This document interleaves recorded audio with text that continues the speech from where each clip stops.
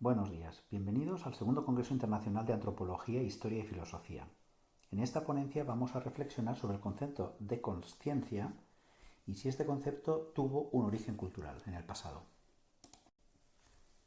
En primer lugar, habría que tener en cuenta que el término consciencia resulta muy difícil de definir y que todos los intentos por delimitarlo, conocer su origen, que es supuestamente fisiológico, y su presencia en otros seres vivos han resultado siempre de una validez limitada y así lo reconocen todos sus investigadores. Revisando los primeros textos de la humanidad, el psicólogo estadounidense Julian James realizó una propuesta innovadora pero que al mismo tiempo es arriesgada. Este autor se hizo a sí mismo la siguiente pregunta: ¿y si los primeros humanos hubieran carecido de consciencia? Es decir, ¿y si la consciencia fuera exclusiva de la especie humana y hubiera surgido para dar respuesta a unas demandas determinadas del medio en un momento de nuestra historia reciente, en concreto unos siglos después del surgimiento de la escritura? Si esta hipótesis fuera cierta, debería ser posible encontrar en los primeros textos escritos de la antigüedad estos caracteres psicológicos propios de unos seres humanos carentes de consciencia, o en términos de James, de unos seres autómatas que no son capaces de tener emociones como las entendemos nosotros, intenciones, voluntad, motivaciones, etc.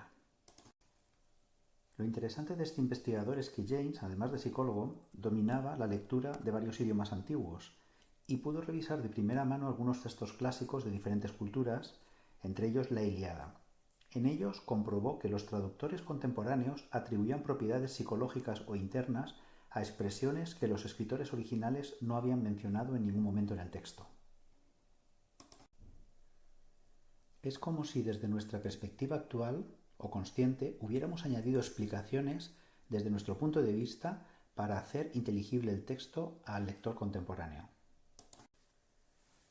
Por ejemplo, en la Ilíada no se cita en ningún momento el término voluntad, que está muy ligado al de conciencia. Tampoco se habla de psique en el sentido en el que se emplearía más tarde, es decir, como sinónimo de alma, sino que era más bien la respiración o el aliento que se desprendían del guerrero una vez que moría en batalla. Por lo tanto, si seguimos basándonos en la Ilíada, vemos cómo los participantes en la batalla y también los autores que compusieron y escribieron esta obra parecen estar todos ellos de acuerdo en que los intervinientes no tenían nada parecido a lo que podríamos llamar más tarde como deseos, intenciones o motivaciones propias, simplemente seguían la voz de los dioses. Es decir, actuaban guiados por una voz interior que les decía qué debían de hacer. Y la mayoría de las veces estas manifestaciones de los dioses eran voces, pero también podían llegar a ser visiones, o bien de un dios o bien de un ser querido, que daba una serie de instrucciones que el guerrero en este caso debía realizar. Se sabe que la Ilíada tiene unos textos que son más antiguos y luego hay otras partes, otros capítulos que son añadidos posteriores. Pues bien, en estos añadidos posteriores a la Ilíada ya parecen indicar la presencia de un cierto grado de iniciativa propia o voluntad en las acciones. Por lo tanto, esto sugiere que el tránsito del periodo preconsciente o autómata, como lo denominaba el autor, al consciente se produjo poco tiempo después de la consolidación escrita de esta obra y de otras muchas obras del periodo antiguo. Por lo tanto, para James, en el periodo antiguo temprano, el ser humano tenía una mente que él llamaba bicameral, es decir, como dividida en dos secciones. Por un lado había unos dioses que guiaban la acción de los seres humanos, y por otro lado había unos seres humanos que obedecían lo que su voz interior les decía.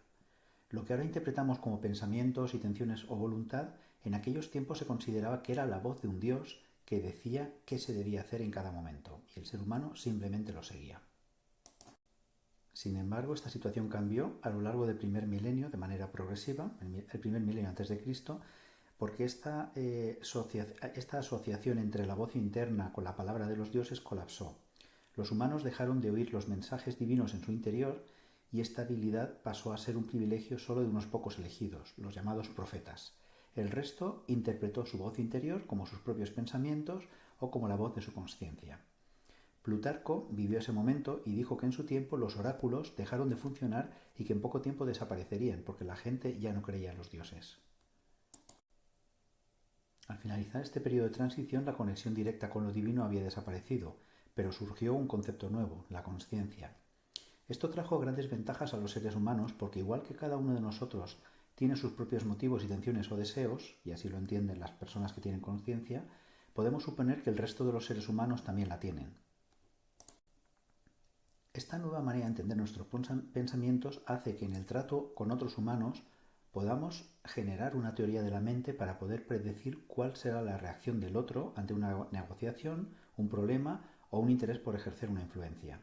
En un tiempo de incertidumbre como el que dominó el primer milenio antes de Cristo, esta habilidad, según James, fue clave para la supervivencia.